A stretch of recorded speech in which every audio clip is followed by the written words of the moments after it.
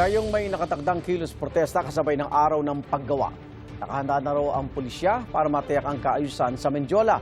Live sa Maynila, may unang balita si Jomer Apresto. Jomer!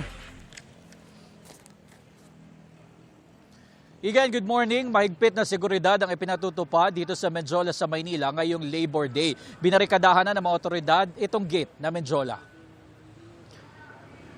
Ganito karaming barikadang inilatag ng pulisya sa gate ng Mendiola sa Maynila. Kasunod dito na nakaambang kilos protesta ng iba't ibang grupo ngayong Labor Day. Bago makarating ng Mendiola, nakabarikada na rin ang magkabilang linya sa bahagi ng CM Recto, corner San Sebastian Street. Ayon sa Manila Public Information Office, alas 9 kagabi nang inilagay ang mga barikada. Bukod sa CM Recto, sarado na rin sa mga motorista ang Legarda Street mula Figueras Street hanggang San Rafael Street. Gayun din ang bahaging ito ng Ayala Bridge at Ayala Boulevard. May barikada na rin sa bahagi ng Palangka Street papasok ng Malacanang. Sarado na rin ang Magallanes Drive sa Liwasang Bonifacio mula Jones Bridge hanggang MacArthur Bridge. Ayon sa National Capital Region Police Office, aabot sa mahigit 7,000 police personnel sa ilalim ng Civil Disturbance Management ang magbabantay sa iba't ibang bahagi ng Metro Manila.